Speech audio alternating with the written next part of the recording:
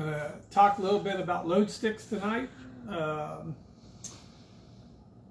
It's the new and coming fad in racing. I think it's a pretty good piece. Yeah, I think it's a pretty good piece. So typically we don't wait for people, so we're not, we just don't kind of do that thing. We just get in, you can watch it later. But so tonight we're going to talk about the different types of load sticks, what we've had in the market. Still a few of them in the market. There's still a few of them in the market, but we'll cover different types. So basically, we have a setup stick and a load stick. Okay, this is a load stick. If you took a swedge tube apparatus like this and attached it to the load cell and set a fixed center to center for your car, and then put it on your car without any adjustment, that would be a setup stick. Okay, which isn't a bad tool. The load stick can be used as a setup stick. It can be used as just requiring your load numbers or even your down numbers. Okay, so you might want to see where you're at, at full compressed, or you set your spring loads at full compressed, changing, when you change your spring rates. So initially, the setup stick was a tool. What we did is we gave up our tape measure. We gave up setting ride heights for a load number. Okay, so we went from a 1/16 of an inch to a pound or 5 pounds. Okay, so you can screw in exactly what load number you want. So this tool becomes much more accurate for changing springs at the racetrack and getting your height set back to where you want it than the tape measure. Okay, you can do it on uneven ground. So we're going to cover some different things, about, and then the basic principle of the load stick, and then we'll get into questions. But first of all, I'm not a real big fan of saying, just because it got set early on doesn't make it gold. Okay, and I think it was a selling tool. You don't need your scales. You get load sticks, you don't need your scales. You don't have to scale your car anymore. You don't want to scale your car, don't scale your car. A lot of people don't scale their cars, okay? But when somebody tells you you don't need to scale your car because you got a load stick, you're gonna travel down a dark path, okay? Because you're gonna get to a place, one of my customers told me he sold his scales to buy load sticks. And I really feel like that was a bad, just a bad thing that he had going on there. Because at some point you're going to need to know. So like when you're preloading your left rear and you got 200 pounds of preload, we talked about this several times, but if you got 200 pounds of preload and your car won't go forward, it may be because you got no rear percent in the car. But you don't really know because you don't scale your car no more. Okay? The load stick deal is kind of like being a hobby stock driver. Okay, you got a car out here. Hobby stock guys are good at this because they don't have wedge jack bolts. So they wedge their car with spring load. Taller springs, more spring rate, whatever. It changes the load dynamics on each tire as they do this. That's what we're really doing with these load sticks now. For years, I was always taught you don't put wedge in the car with your wedge jack bolts. You set your ride heights with your jack bolts. You put load on your tires by adding lead, okay? But adding lead to the car has become the new evil, okay? And it's not. So I think we need to, clarify a few things there, because guys don't want to add weight. There's not a race. There's not a trophy given at the end of the night for being under 2450, okay? And in a lot of cases, there's not even a trophy given for being 2451. So light is light, but it has its disadvantages, okay? So the saying light is faster, in a lot of cases, just saying. It's not always the proven fact. And it may go all well on a heavy racetrack, but when you're out on a slick racetrack, you know, so a lot of times, you know, let's clarify this. A lot of times when we're talking about stuff, we're talking about dry, slick racetracks. We're not talking about moisture up cushion stuff, you know. So I'm not probably good at that because I don't feel like you have to be. You naturally be good at it. If your car needs more drive in the moisture, just give it more drive, you know. But when your car needs more handling characteristics in the slick, I'm going to say 90% of the people struggle at doing it. You know, that's why we're doing all this stuff, is to try to create that condition slick. Okay, so the load stick is a good tool to change springs at the racetrack. You know, if you want to change springs, you can do it by setting your ride heights, or you can put a load stick on, and when you know your load numbers, you can just put your spring in, crank it back up till you get to your load numbers, set the car down, you're good to go. So this is the advantage to a load stick. You know, when you, I think you can see, you know, when you push on it, you know, it gains rate. When you pull on it, it gains rate. So one thing you need to do is you need to be careful when you're comparing your, you know, buddy and buddy, you know, when you're calling across the country and saying, hey, you know, what's this number? What's that number? These things ain't golden, okay? Because I've seen them, you know, 30, 50 pounds off. You know, we try to buy certified stuff, calibrated stuff, and then we test each of the cells to a known number that we have. Okay, so we see that they're coming out the same. Okay, this load cell may not be, you know, what I'd call perfect. I do believe it's within standards to meet the, you know, the stipulations of weight and scale in order to sell some, you know, but I don't, they're not all the same. Okay, they're not all created the same. I've had some that have been off a lot, and not this particular brand, but I've bought some stuff, you know, as everybody has, whether it's on eBay or China or whatever, and they've been bad, you know. I mean, they've been off several hundred pounds. So you can't always compare, you know. You need to make sure your load stick is correct, but you know, once you do that and you get a package, we've gone to a shorter cable, which might be an advantage. This thing will run on a battery. It comes assembled like this, and you got to plug it into the back of the scales, and it comes in 2 boxes. And our this year price is going to be $500. So we started out at $480. We're going to go up a little because, like everything else has gone up. So we're going to end up going up too. So let's look at. So we talked about setup stick. The ways you can use it. You can use it as a setup stick. You can use it as a load stick, or you can start preloading against your shock. Okay, so that's the 3 primary setups as we got going on here. Okay, the preload deal is probably, you know, what everybody wants to be hearing about. Is the more complicated part of the puzzle. So basic as a load stick, we've kind of covered. You change the spring, you put it back to the same number. That gets your ride heights the same. As a load number, you know, your chassis builder, guy, he might come along and say, well, you know, this is the load numbers we want. You know, start with a 500 pound spring on, you know, 600 pounds or 400 pounds of load number. Okay, so basically we'll start with the car as we know it. Okay, so we're going to start, this is how we do it. We're going to start with a car that we've scaled, okay, that we know is what we'd take to the racetrack if we were going to race it. Okay, basically when we scale that car, we take the preload out of the left rear. We set the front ride heights back to normal, you know, 7 7/8 at the center of the bolt.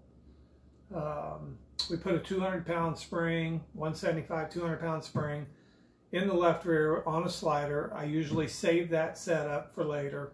And we set our car to the desired rear percent that you want. So we're going to, in this scenario, we're going to go 56% rear. We're going to go 80 pounds of bite, 53% left. That's our basic setup, okay? Our car is good. The first thing we're going to do is we're going to go and we're going to check the right rear spring. And we're not going to cover the procedure of that. We'll probably do that at a later date.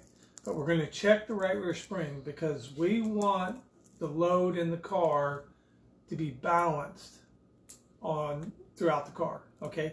And I find it easiest just to do it on the right rear, okay? So I've also been noticing that our cars, two things that have been happening with our cars, especially in the modifieds, the right front's getting lighter and the left front's getting heavier, okay? So we have a procedure for setting the right rear. So we want a certain load number at ride height to be on that spring at ride height, okay? If it's not there, you are going to have to do something physical to get it there, okay? Depending on what your scale numbers look like, we may put turns in the car, okay? So if we're going to say increase our right rear load, and I you know, guys like David Murray, David scaled our car one time at the racetrack, 9-inch Ford with a socket and a jack. We put it up on the concrete, and he turned, wedged, add lead, did the whole 9 yards, and told us where it was at, and it was within 5 pounds. Okay, guys like him understand these principles, okay? And I don't feel like what we're doing now and what we've done in the past are all that far apart. The terminology is way far apart, but the basics of it is not, okay? So if you decide that you don't want to go this route, don't freak out because you think you're getting left behind, okay? Because a good, properly scaled car that's balanced out, that isn't 2,250 pounds without the driver, is going to race pretty well. So if you want to race on a 500, 550, 600 front spring setup and scale your car, you can be competitive, okay? So don't get freaked out that you're going to be way behind because mentally you're going to get beat, okay? Physically, you're probably not as bad as you think, but guys like Dave, you know, so correct me if I'm wrong, we want to move load that's within the car. We're going to say our right rear is wrong. We want to move load within the car back to the right rear. So we're going to say our right rear load is light. This is before we ever put a load stick on. So to increase that number over there, we're going to put 2 turns in the right rear, 2 turns out of the left rear, 1 turn out of the right front, and 1 turn in the left front. This is going to increase the weight. So basically, the car is sitting here, and there's this center of mass, and it has migrated to the left, and we're going to move it back to the right. Okay? In most cars, I see we can do this 2 times. Okay? If you can't get the desired amount of weight, which will be discussed at a later date, on the right rear tire by doing this, then you're probably going to have to physically put lead on the car because we need to carry a certain amount of load. This is what we want, load on the tire, okay? So we want to maintain that load at ride height.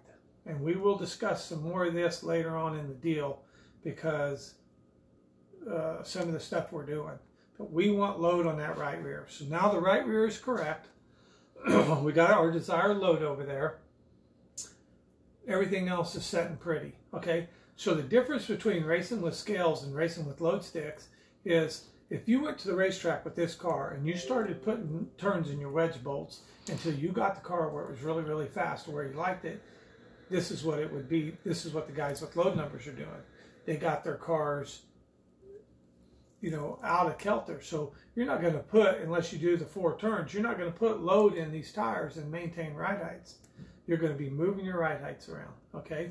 So keep that in mind. The difference between a scaled car and a load stick car is kind of like the mad scientist went over here and he started turning knobs until he got it right. And in order to do it again, he'd have to start over at A and go to B, C, D, you know, go down the list, okay? So now we got the car scaled out. We got the right rear set right. we go and we measure our center to centers in the fronts and the right rear. So we establish a good center to center number, okay? Then we can take our load stick and set it at that center to center. So we're just going to use some generic, nothing numbers, okay? So we're going to say, the right front, 18 inches. Yeah, we'll make it a little more entertaining. 17 and a half. Okay, so we're going to set this, and I should have brought a rod and gauge in, but we're going to set this at 17 and a half, and then we're going to take it over and put it on our car. Okay, we should be able to bolt it on our car because that was our measurement, 17 and a half. Okay, so at 17 and a half, our scale should read 0. Okay, because there is no load. Just like your shock, if you had an oil shock, you'd be able to turn your oil shock in there. Okay, because there's nothing compressing it or extending it. Okay, so now we got the load stick on the right front. We jack the car up. The load that's the spring is producing will show up on the scales. Okay, that's our established load number for our car. Okay, may not be what the chassis guy's calling out, but if you're like 70% of the guys out there, they don't have load numbers, and they don't have a chassis guy giving them load numbers. Okay, or they're racing an older car, or they're racing, be amazed how many guys call and say, hey, I got a DW8, a lot of guys. So they're not going to have numbers for these older cars. Okay, you're going to have to establish your own numbers. Okay, do the same thing. We'll say 17 and a half over here, 18 inches over there. So now you've established your load numbers. Okay, so you know what your car is, spring load at ride height. Okay, it's going to be the same load numbers when you change springs. Okay, so now you've got your center to centers in your fronts, your load numbers in your front, your center to center on your right rear. And most people are not load sticking their right rear. Most people are not smashing their right rear. But you can, a lot of times we'll measure the right rear physically and do the math on it. Okay, so we have software to tell you what the load numbers are over there. We got software to tell you what the load numbers are in the front. Okay, so if you don't have a load stick, you can gain some knowledge and you can get semi-close. The nice thing about the software is it allows you to put spring rates and center to centers in and load numbers and see how it affects the car. Okay, so I do kind of like that. We're still talking about the basic setup for a load stick at ride height. We're not talking down numbers yet. So basically we got our car, all four corners, we're good. We still got that 200-pound spring on the left rear.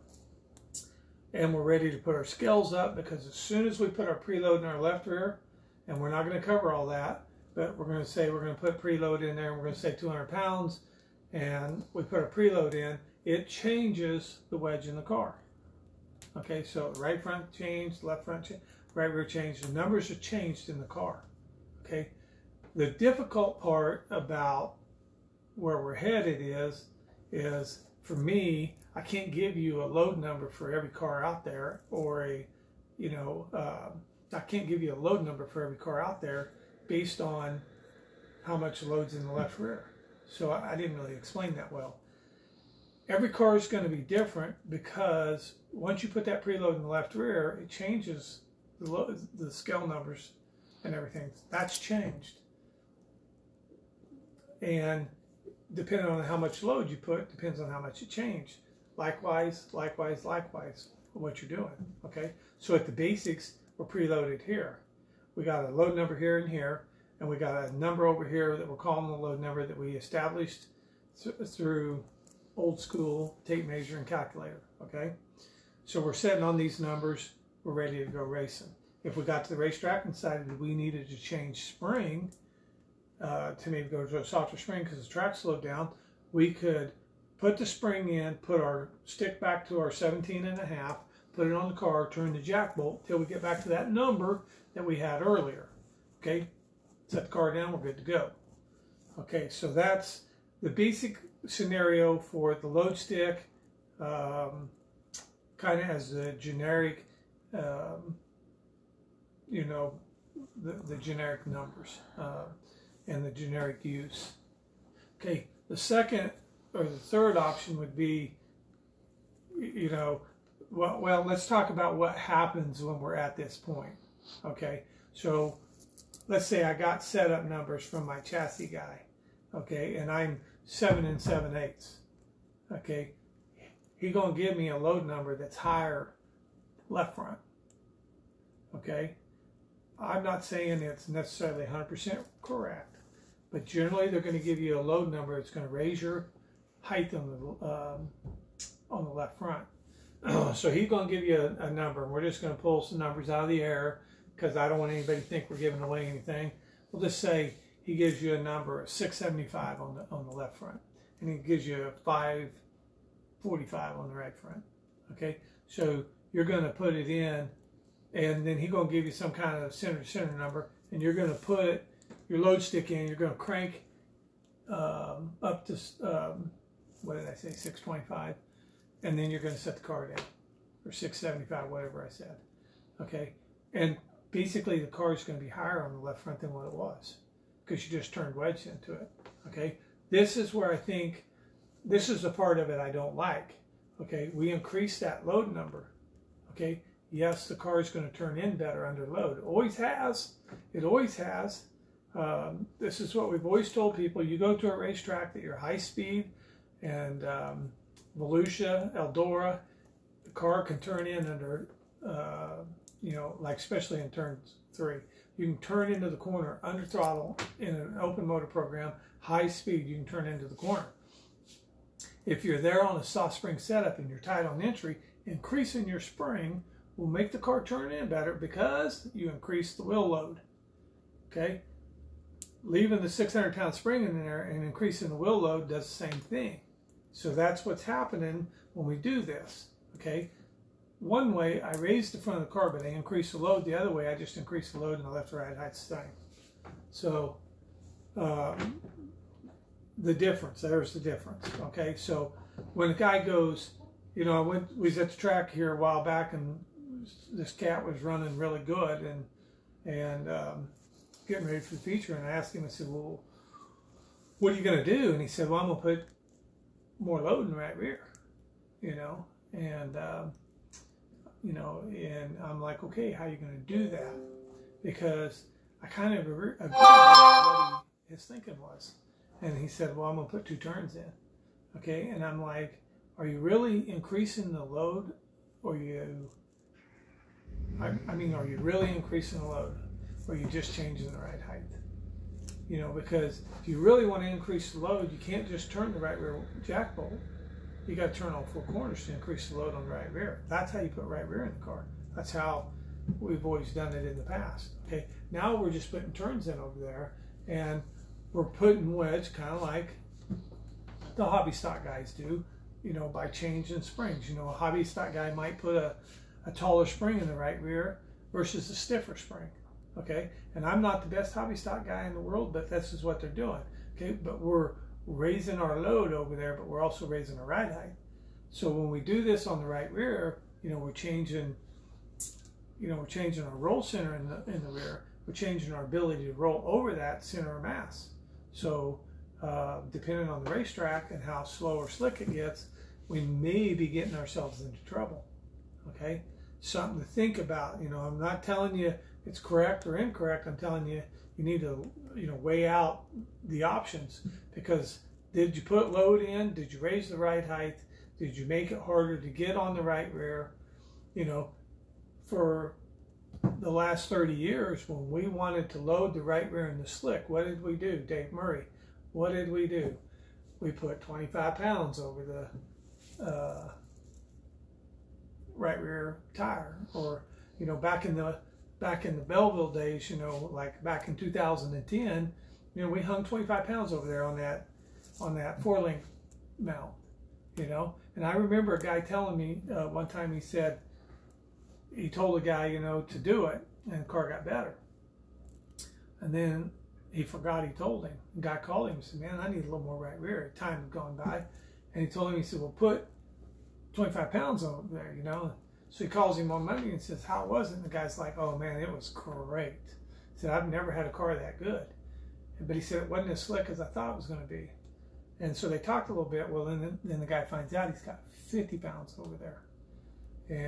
And this did happen out in western Kansas, and that car was really good.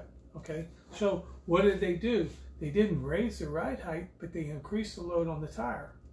Okay, the difference, it's different between spring load and lead.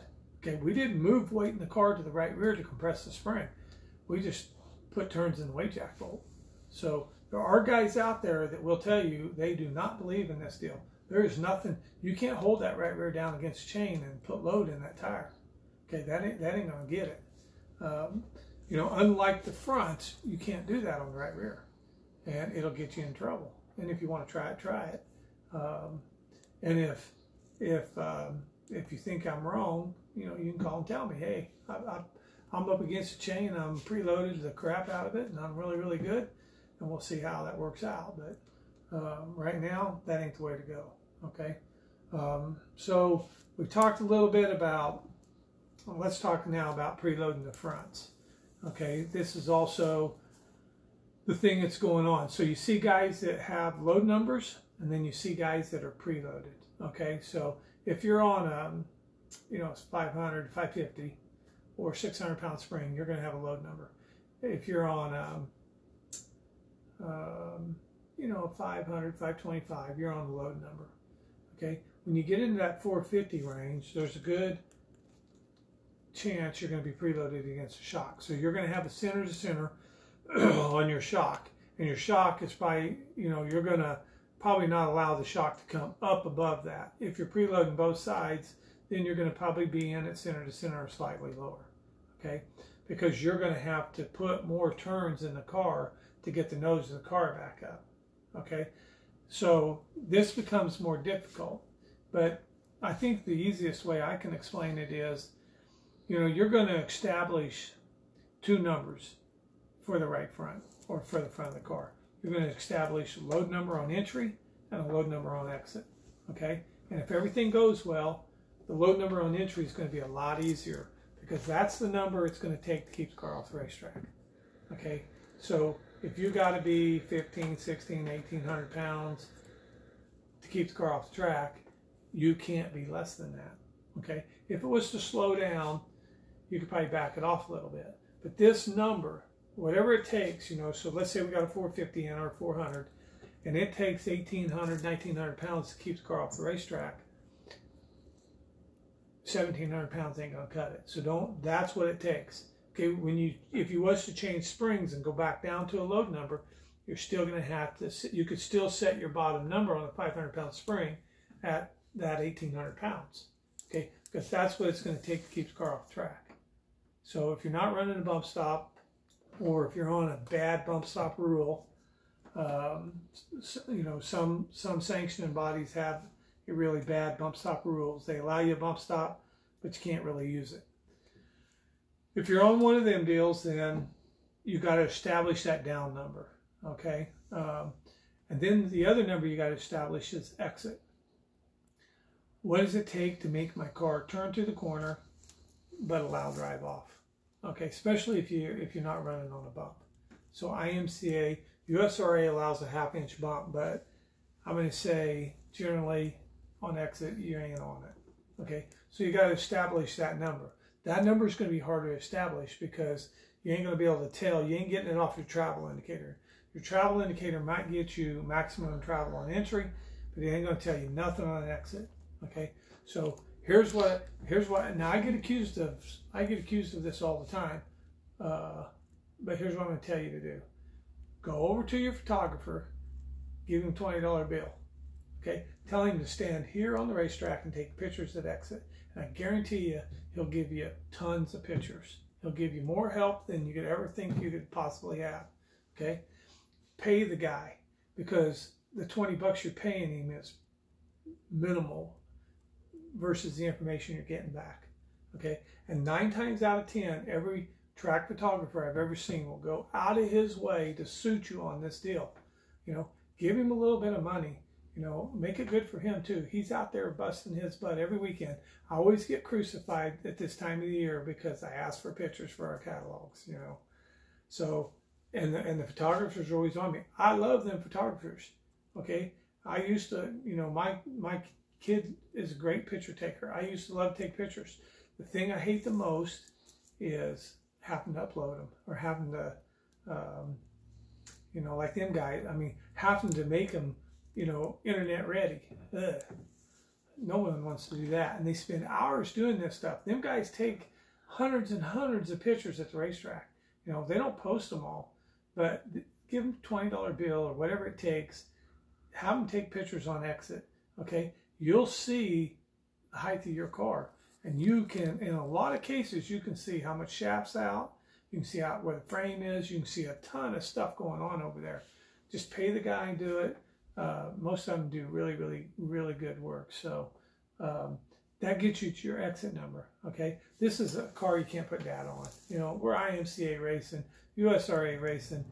These series, they don't want data on the car. So, most of us can't afford that stuff. So, use that old school data. GoPro has a lot of it. Go buy your GoPro camera, put it on your car, hot lap it with it, practice afterwards. Our local tracks bend over backwards to let people practice. We used to have Wednesday night practices up here, and hopefully they bring them back because it's a great thing. Track made a little money. We get to go practice. We can put on a better show. We race better. So we're getting off subject a little bit. That's a good deal. I feel like I'm not as prepared as I needed to be. I do have some notes. So we've kind of gone through how to use the load stick to establish your beginning numbers, your personal load numbers, your center to centers. Some other stuff we got going on. We do this in a 7, and we did some 9s, okay? And the 9s, I don't think are going to make their place in the market, okay? But this is a 9-inch body for a load stick, okay? And what this is good for is, like, if I want to put this on my car and pull my car down, I can check clearances, ball joint clearance, tie rod clearance. It's kind of like, pulling my car down. Okay, so I can set the car on the ground and put it in there. I can put turns in it, pull my right front down. I can check inch travel. If I'm trying to do this old school, I'll come up with a way to measure my spring ride height and then see how much my spring changes. Okay, and I'll let you in a little secret. On a Chevelle lower, on a standard length Chevelle lower, if there is such a thing as a standard length Chevelle lower, like I can't find 2 of them that measure the same thing, but standard length Chevelle lower, the spring's going to move 1/2 inch to 1 inch of shock travel. So if you want to figure your compressed rate, you can take your rate times the compressed ride height plus the added, total rate times your spring rate, get you your compressed rate. It's not too hard to figure out. If you notice, I got a little piece of tape on here because I've been using mine, and that was my indicator. 4 turns is 1 inch. You're gaining, this is 8 threads per inch. So, and you're moving both ends. So 4 turns is 1 inch. Like I said, we're going to probably group some of these up and sell them. We're doing some scale plates, scale stands that are going to allow you to do some pull down stuff. You could. There's other stuff that I think would be maybe a little faster than this, maybe a little cheaper than this. I don't have pricing on this yet. So we'll try to get that, me and Yvette will try to get that pricing on that. But there's some other stuff out there, and I'm going to offer some other stuff that may be a little faster than this, maybe a little easier to use than this. But this would be a good way to pull you on your car at the spring mount. Okay, so downloads, 4 turns. Yeah, I don't know that I really have a lot more information, Like I said, you know, these things will run out. Oh, I think this is a 3,000-pound load cell on these. We do have a wrench that you can buy you can turn this with. You know, originally we didn't put the ratchet on there because it turned pretty easily, you know, so I can't answer for anybody else or what anything else is going on, but it wasn't like you had to wrench it really hard. The wrench is in the way. Of course, one of our guys, you know, has the big black mule, you know, he turned that thing by hand, so he didn't have any problems getting load numbers in him. So, you know, that's just some of the stuff we got going on. Has there been questions or discussion? No, not really any questions for you. Oh yeah, I'm really sure. Someone asked who sells those, but then they answered them that we do. But yep, BSB sells them. There's other companies out there, you know, that sell load sticks, but I mean, we sell our own load stick. You know, we sell a spring smasher. You know, we do, you know, and I challenge some of you guys that are watching, you know, if you know, I mean, I'm always learning. So if you think I said something wrong or, yeah, I didn't explain it very well, feel free to comment, you know, because we're learning, you know, everybody's learning, you know, so really I figured there'd be a lot more questions tonight than most nights, but amazingly, you know, Corey, anybody in your group have any questions, Corey, or do you have ideas or think that we should cover something different than what we've been doing, or you know, I don't know.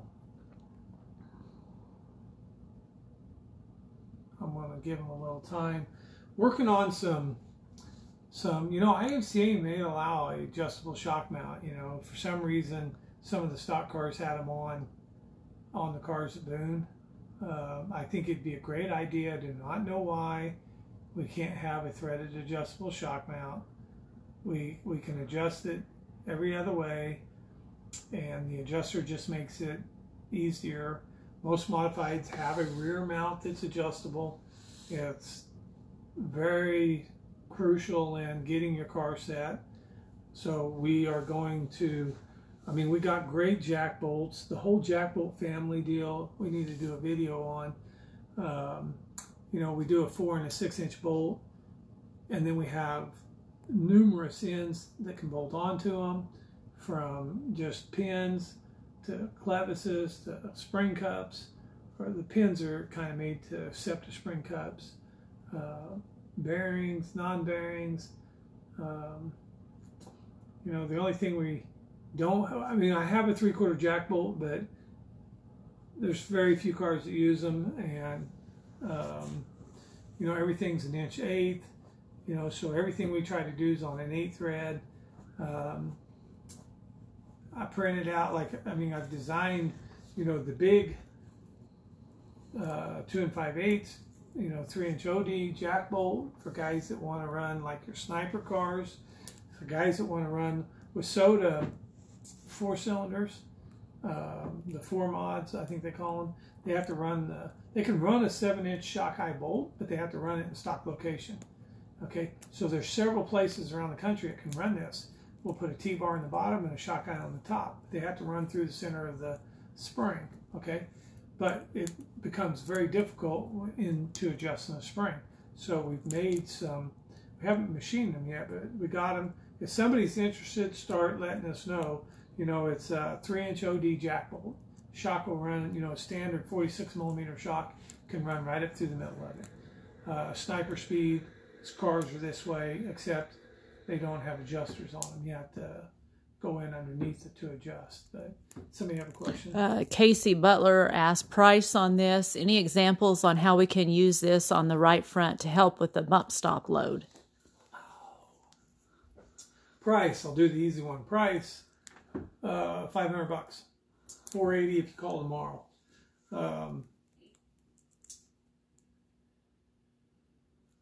The bump stop load is, Yeah, tough deal. Because, you know, originally we built a hydraulic unit, and it was going to be slick, and it was eventually going to allow, for you to put a bump stop on it. Okay, so you could have really got all the data you need, and it was, you know, some stuff that was on it. The load cell part of it wasn't ours. We didn't have rights to it, and one of our competitors, you know, pretty much screwed us out of that deal, and it's a bad deal because you can't really do that bump stop deal. Okay, we do have a wheel load calculator that allows you to run a bump stop. Okay, but the downside to it is it only allows you to run the Speed Thing foam bump stops in the red, blue, and white, in the 58 millimeter, well, in the short and the tall. It's 58 millimeter and 78 millimeter. And so in the short and tall, you can run those. And the Penske red, blue, and black, and I think there's another Penske color, but so you can only run those really 7 bump stops. So if you got a, you know, USRA car and you're on the puck, yeah, you're not really ever, you know, if I understand the rules right, getting to the bump on a USRA car is like extremely difficult because they don't allow you to shim the thing up, and it's only a 1/2 inch tall. So, so to put a bump on this, the answer is no.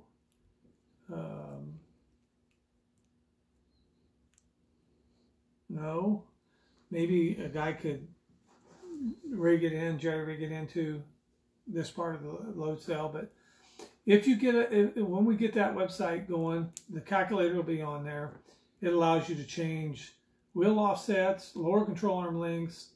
You can put spacers on, spring rates, different control arms, you know, different Novas, Chevelles, Camaros. So you can do different loads. You can do spring, and you can do a bump, and you can change the bump location. So, and from what I've seen, you know, from the testing we've done, you know, the calculator versus a real car, the only thing the calculator doesn't show is weight transfer through the body, to, you know, the motion of the car when the left rear goes up, and that changes the right front about 100 pounds. So, no is the answer to your question. We do have the capabilities of getting you really good information, and I can maybe share a link with you or something on that deal. So, Joel Crowbridge asked, on the right front at 3 inches, what kind of load numbers do you like to see, ballpark? Well, yeah, if my memory serves me correct, I mean, we're in that 18 3-inch, maybe 4-inch. I was gonna say, you know, it's around 1,500 pounds. Gosh darn it, I can't remember the 3-inch number, because I'm thinking at 4 inches we're around 1,800 pounds. This is not a give me for everybody. This is a, you know, a scenario number. We do have some, you know, numbers, and a lot of times I try to run to wherever the chassis guys want to run to, because I'm not the only guy you're calling for help. So if we get too far out there, then I like to, you know, at least, you know, start a guy, you know, so like for an example, if you're going to call Wilkie at Shaw's. That's just what Corey said. He did a video on it. Corey said and it's posted on the Shaw Facebook page. Yeah, so if you're going to do, like, if you're going to be in a Shaw car, you know, and, you know, you need to call down there and get a number from Wilkie, and he'll give you a number of where to start, you know. So if you're on the springs he suggests, then your 3-inch number is going to roll out pretty good. Okay, so I mean, you know, you can, your spring rate, it's a mathematical deal. So your 3-inch number, so if your up number's right, your 3-inch number is going to be relatively close to the same. The only way if you're really tuning on a 3-inch number, then you're going to have to, that's why the little calculator's nice, because instead of changing 100 springs, I can put a spring load and my center to center in and see what my 3-inch number is.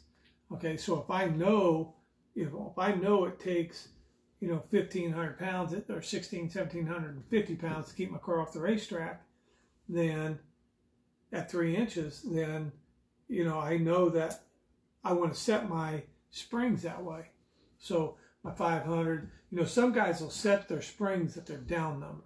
So instead of setting your springs at ride height and the softer spring allowing us to get down more, well, we set our down number and our ride heights change.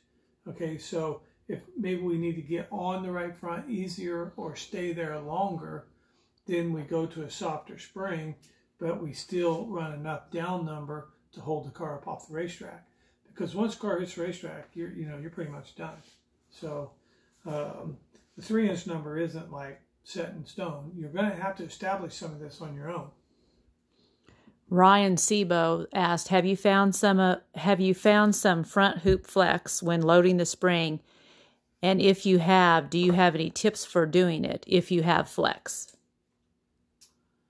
Yes.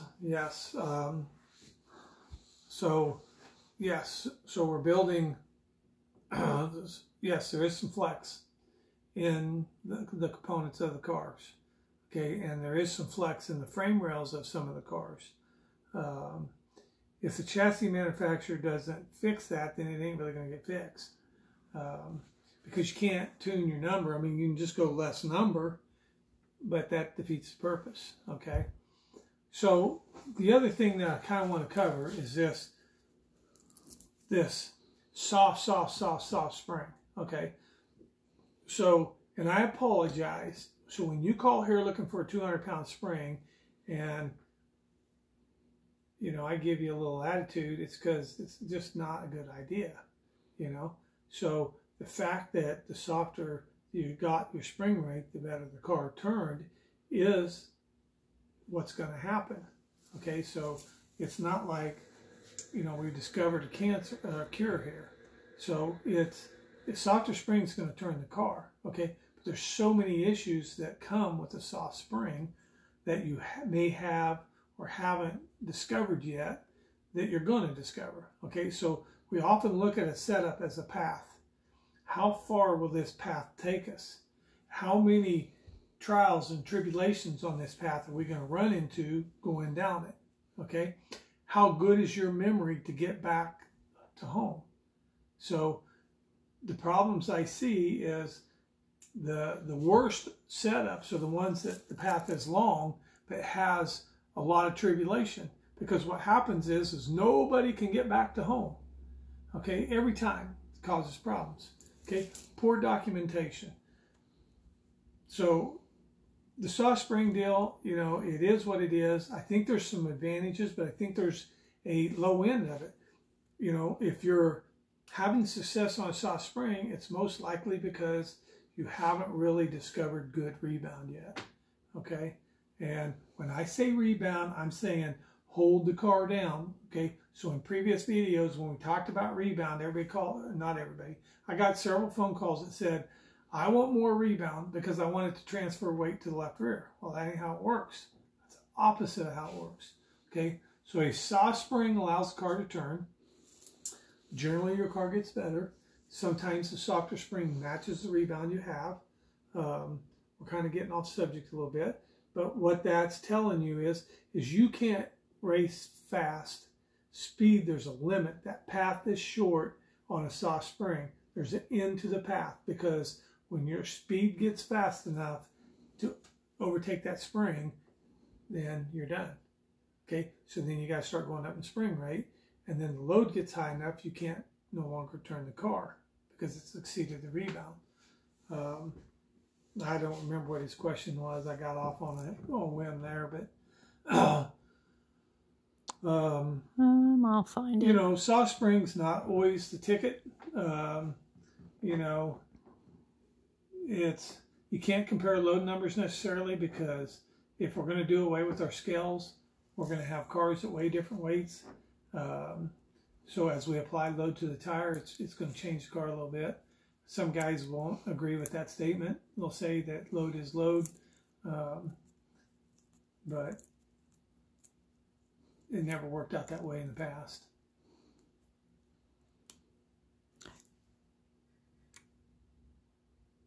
She's scrolling through looking for some questions. Yes, I mean, if you got questions, David Lucky asked if you could put together a couple days setup classes. Couple days of setup classes. Well, I feel like we need to do some stuff, so I've got it seems like it's a slow process. So I got a long agenda of stuff I want to get done. We need to get our website up to date. The team website needs to be created. Even though this year's no PRI and our catalog is going to be different this year than it's been, and I think we're going to see changes in that over the next few years. So we're kind of heading in that direction. Corey Baker had a great idea. Years ago I did a tech catalog on shocks, okay? And, if somebody has one floating around out there, I'm not going to say it's the greatest thing in the world. On today's standards, I'd say it's poor. But the tech video or the tech catalog, I think, needs to come back. And I think we need to do a constant improvement. So not only in shock education about the parts, the valving, the use of the shock or the function of the shock, but the load stick, the setup, pulling the car down, setting the car at dynamic, caster, camber, bump, anti-dive, dive, these things. Did you say that was Dave Lucky? Yeah, it was Lucky. Yeah, I Okay. think it was. Well, pretty sure. Like in Dave, it's the same. Yeah, David. Yeah, I think he has a Mod Light. Okay, so the Mod Light guys. Number 1 car, maybe. At least that's his profile. Yeah, blue one. Yeah. Yeah. So the Mod Light guys, got a little different scenario going on because it's a coilover car, and we can do all the crazy crap. They allow you bump stops and all that stuff, so we can do all the crazy stuff. But really, at the end of the day, if your car don't turn, you ain't gonna win races. You're gonna be slow, and we can make them cars turn really, really well on rebound. We can make them turn really, really well on bump stop and rebound. And, the benefit to some of this stuff for a guy like the Mod Lights would be making life simpler, So we can, if your center to center and your load numbers, shocks can be set, springs can be tested, everything can go out the door ready to bolt right on the car, and it would make life simpler for you guys. Not only you as racers, but the chassis builders, the late model world, they're all going to that, smash number. Okay. It is what it is. It's a starting point. Okay. And we've turned it into the Holy Grail. So I don't feel like it's that for everybody. I do believe it is that for some people for multiple reasons, but a setup school, I think it would be a good idea, and I think we need to bring some other people on board to make it better. We had a conversation this morning about that. Everybody's getting a setup school. Everybody's doing a school. Everybody's becoming a consultant because the internet's allowing it. Okay, it's going to create a bunch of bad information, and this is part of why we do these videos. This isn't like probably the most profitable thing in the world because I'm helping people that aren't buying our product, okay? Because they probably need help, and the market's pretty tender as far as, the availability to take advantage of people is higher now than it's ever been, and I feel like we need to put a little bit of stop to that. So yeah, we might be able to do a school. We might be able, definitely we're going to try to do the book. I want to try to get the book. You know, best case scenario would be, you know, probably March, you know, for a book. But I do have a lot of stuff, you know, and maybe if we can figure out how to do it, we can do a video seminar. The first one would probably be on shocks. Slideshow, we need to be able to do it with slideshow. So it's probably going to take some help from internet gurus that are way smarter than I am. So if you guys, Zoom doesn't work that well. In the stuff that, I mean, sharing the screen might be okay, but we need to be able to see what we're, you know, the information available. Some of the Zoom stuff I've done has been pretty poor, you know. So if there's stuff out there that allows for us to share, you know, screenshots or that data, you know, help me out there, guys. Ed Galley said, "Can you pull down with a stick to get load number?" Yeah, this one you can put it on the car and pull the car all the way down to you know, to your load, so you can pull it to full compression. Now, warning: shock mounts are not made to pull against. Okay, so if you rip the shock mount off your car, it's happened. Okay, so you won't be the first. So if you rip the weld right off or you rip the tubing right off, you know, don't go cussing the chassis manufacturer or me or anybody else that sells a load stick, because it can happen, and it has happened. So pulling a car down through the shock mount that's originally not what it was intended for. There's a lot of cars out there, when they welded them shock mounts on, you know, they weren't welded on. They don't have the tubing backing material for that kind of load. So bump stops, you know, when you're really creating some high loads, I get guys call all the time, say they want to be on a coil bind. You know, they want to coil bind in their race cars. Okay, well, you're gonna, back to that guy that asked about flex. Yes. Oh, yes. There's flex everywhere up front. You want me to find that? We're building some new parts to decrease the flex in the front spring area. Okay, they'll be out January, first of the year. So yes, we are creating that. Yes, there is flex in the hoop. There's flex in the frame rails. I've seen a car on a pull-down machine one time that I thought was going to explode the right front spring pocket. The load that, I mean, this is the problem with that type of equipment, just like a shock dyno. I can put it on the shock dyno and pull through whatever binds in the shock, no problem, because the dyno is more powerful than the race car is on the racetrack. Okay, so like this pull down deal, you know, he had that thing pulled down so hard. I mean, it sounded like welds were popping, you know, and the front spring pocket was all bowed out, and the spring was bowed, and there was a lot of ugliness going on there. Okay, that car will never see that on the racetrack, ever. Can never get in that position. That particular car never did get in that position, and it never will, because there ain't enough grip to get it there. So flex in the front ends is there. I don't know that it's a big problem, but it's probably a little problem, and it's worth correcting. Consistency is the name of the game, so we're learning these things as we do these things. So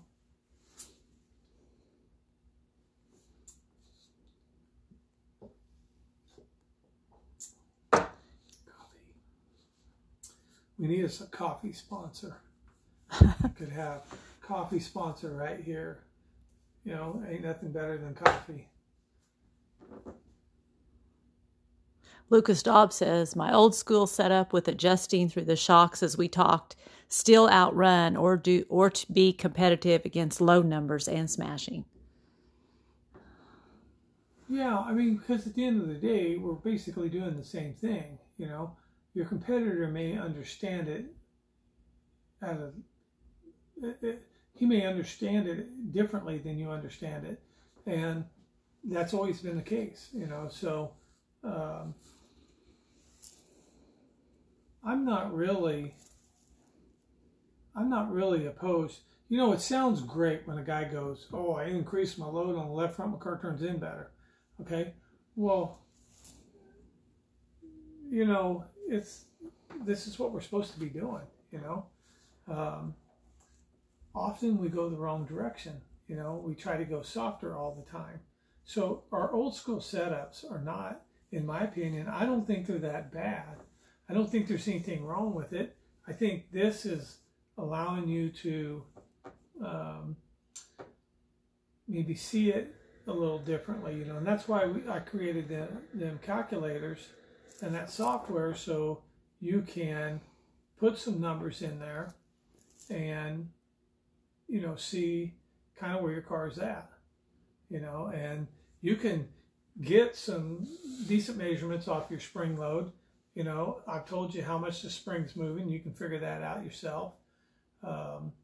You can calculate your spring loads, and you can virtually do the same thing. You know, it's just not as easy.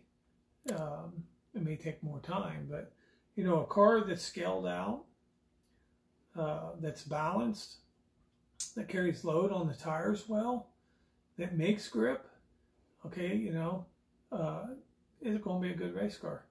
Likewise, you take a car that's all load stick and it's got bind in it, I don't think it's any better than a car that's scaled with bind, you know. So, yeah, so I'm still, you know, it's kind of like the soft spring deal. I like the idea of the softer springs in the front because it changes the frequency, and I think it allows the tire a better chance to make grip. But what we've been doing in the past, you know, and that might be where the only advantage to the load stick I can see right now is it allows you to be on a softer spring, put some turns in it, because we were so ride height oriented, we don't have a number for a softer spring, okay? And then, yes, it'll change our ride heights. We may be high, we may be low, but the spring at compressed height, you know, where we're really running around the racetrack, or that average, the frequency, that may not be the proper term, but the spring's ability to absorb the racetrack, to say, I think is a little bit better on a softer spring. And that, to me, may be the biggest advantage to a load stick. And all this other stuff is stuff that we do to sell, you know, or, you know, I mean, I know it's gold to some guys that are doing it, you know, so I know it's gold. And Lucas said he likes a stiffer spring. Lucas likes a stiffer spring. I know. And this is why, you know, the development of the SRT piston is like crucial, because it allows you to run that stiffer spring. And like I said, if you're going to carry a lot of speed in on entry, you've got to have enough rate in the car to allow that to perform, you know. So, you know, if you can't get your car in the corner carrying speed and control it through the spring, I don't care what the rate is, it ain't going to be good, you know. So, if we can do it on a little softer spring, old school way, might be even better. So I don't think you have to jump ship, because, you know, watch these other people. You know, if you go out and, you know, Joe Blow, Rodney Sanders, I don't care what Rodney Sanders, if Rodney's going to use a load stick, or if Rodney's going to scale a car, Rodney's going to be good. You know, Terry Phillips is going to be good. There's guys that are going to be good. Okay, regardless of what they do, they're going to be good. So when you're sitting there looking at Rodney Sanders, you know, which is our USMTS national points champion, when you're sitting there looking at Rodney going, well, he's running load numbers, you know, he got a load stick. I need a load stick. He's going to be good anyway. You know, RT's going to be good. Ricky's going to be good no matter what he does. Okay, he's proven it time and time again. He's going to be good. So look at this guy over here that, see how he improves. You know, he was maybe average or below average. And if he got a load stick and he become a hero, maybe you should go get a load stick. Okay? And get over there and figure out what he did to become a hero. Okay? But if he bought a load stick and he ain't no better than what he was, well, there's your answer. Maybe he ain't using it right. Maybe it ain't as good as we think it is. you know, maybe it ain't as good as we say it is. It has its uses, you know, and we try to always make this stuff better than it is, okay? Because it's easier to sell, okay? So it's a good tool. It's a tool. It's really good for setting ride heights. It's really good for changing spring rates. It's good for setting a load number, you know. So like if you want to go out there and put a little load in the front of the car and see that the car improved, then this is a good way to monitor where you're at. So yeah, old school, new school. At the end of the day, I think it's still school. Okay, how well did you pay attention in school? So if you know what you're doing with your car, big advantage. Old school, new school, if you know what you're doing with your car, that's probably secret number one to winning races. I think that's it. That's it. So guys, load stick, I don't know how long that took. An hour and 15 minutes. An hour and 15 minutes, okay. Almost. So load stick, if you need help, give us a call, 620-326-3152, 8 to 5, or gone at lunch. You know, text me, message me on Facebook, J Neal, BSB Manufacturing, the BSB FG page. Just do it on my page or the BSB Manufacturing page. If you got questions, text us. We'll get some pricing on that. A wrench like this, we have wrenches like this for sale. This went to a coilover kit. It also works on your 4-link rods.